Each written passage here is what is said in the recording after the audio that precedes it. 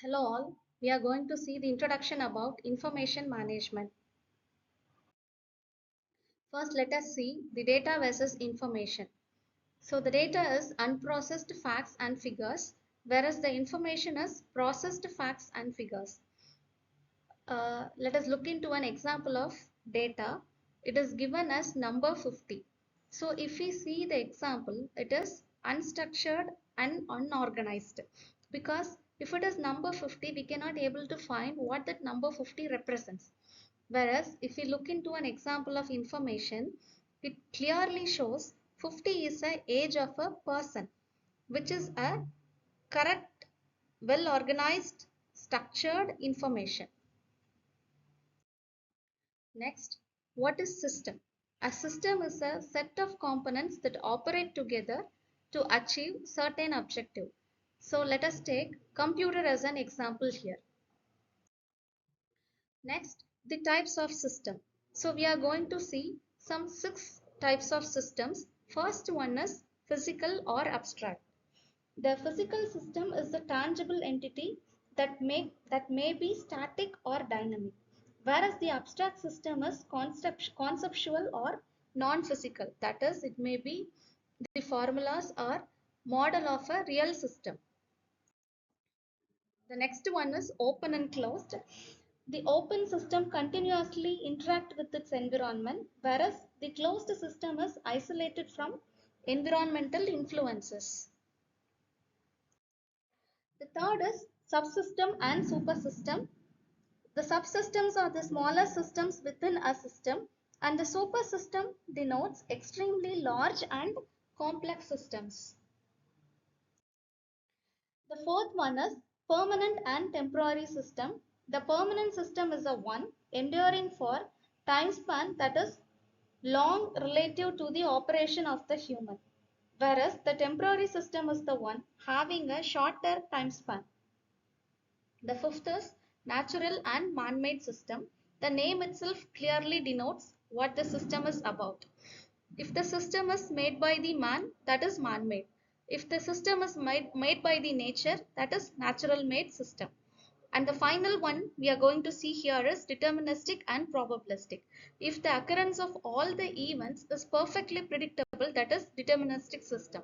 If the occurrence of the events cannot be predicted perfectly, that is probabilistic system.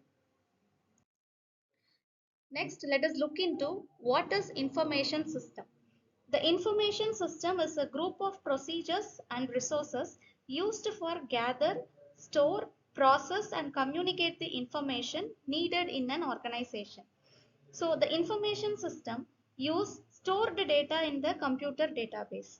So it capture data from the organization, either internal data and external data. They convert the data into a meaningful information. They store the database item over an extensive period of time. When specific information is needed, the appropriate data items are manipulated as necessary and the user receives the resulting information. Next, what is information technology? The information technology is defined as the study, design, implementation, support, or management of computer-based information systems. It typically includes hardware, software, database, and networks. It often governs the acquisition, processing, storage, and dissemination of digitalized information.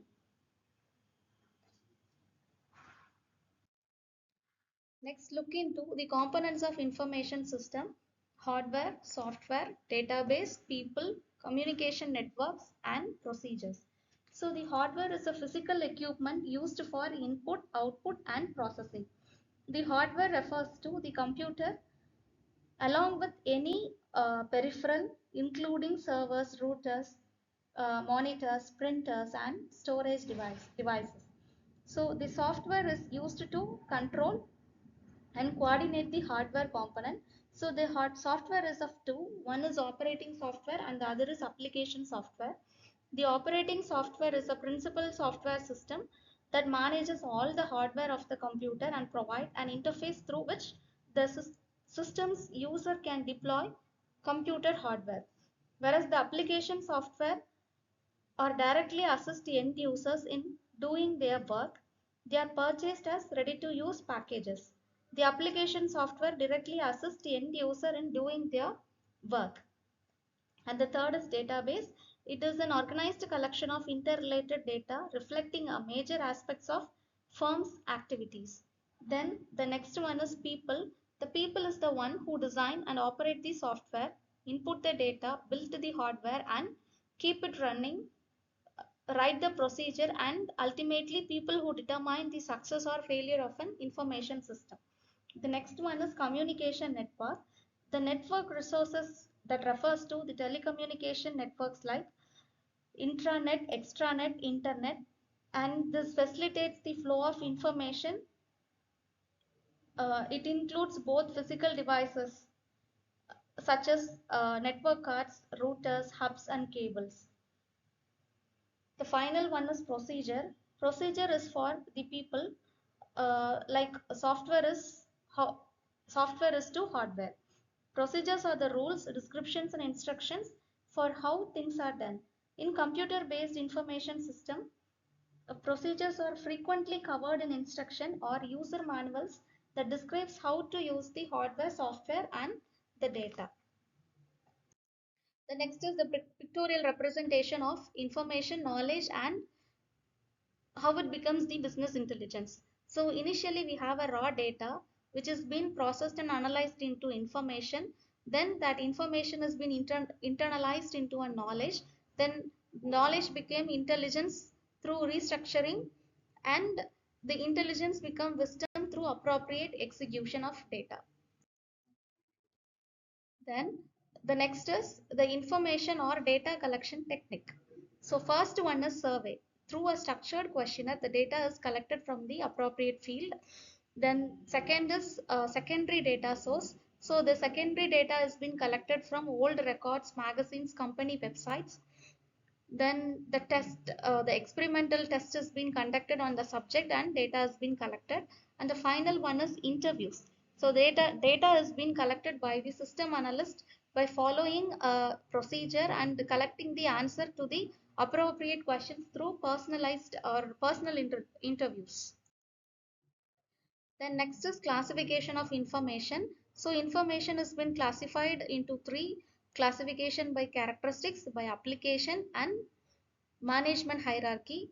Each classification has three more subdivisions. So let us see one after the other in detail.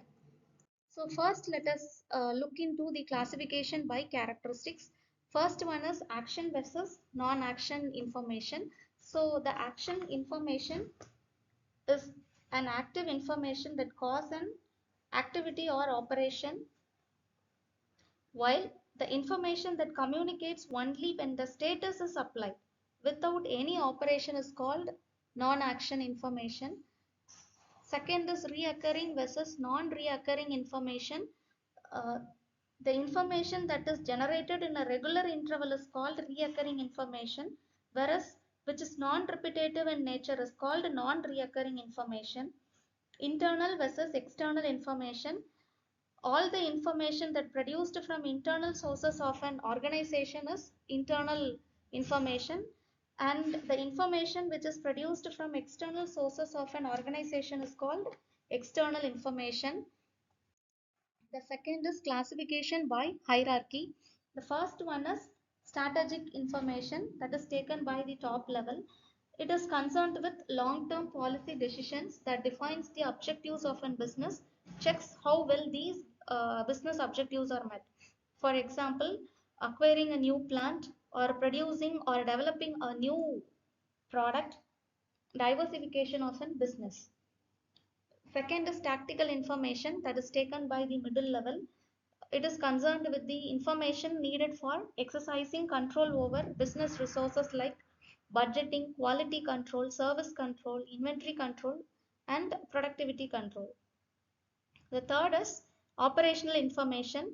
The operational information is concerned with business level information, and it is used to ensure proper conduction of specific operational tasks like it is planned or intended. Various operated service, operator specific or machine specific and shift specific jobs for quality control checks comes under this category. Next is classification by application. This is the third one. And under it, we have three. First one is planning information. This information is needed for establishing standard norms, specifications of an organization. For example, designing the time standard and design standards. The second is control information. It is needed for establishing control over all the business activities through feedback mechanism. When an information reflects a deviation from an established standards, the system should induce a decision or an action leading to control. Third is knowledge information. It is defined as like information about information. The knowledge information is acquired through experience, learning, and collected from archived data and research studies. The next one is quality of information. So we all know the quality is a value that would vary according to the user and uses of an information. So the information should be reliable, timely, relevant, accurate, sufficient, unambiguous. Unambiguous in the sense it is expressed in clear terms. That is, it should be comprehensive. Then the information should be complete, unbiased, explicit, comparable, and reproducible. Next is about need and objective of information. So information is needed to survive in the modern competitive world, and it is used to create strong information system and keep the system up to date. The final one is implication of information in business. It is for collection and storage of data, transform these data into business information useful for decision making, provide control to safeguard data, automate and streamline reporting, and it has been used for planning, recording, controlling, measuring, decision making in business organizations. Thank you for watching.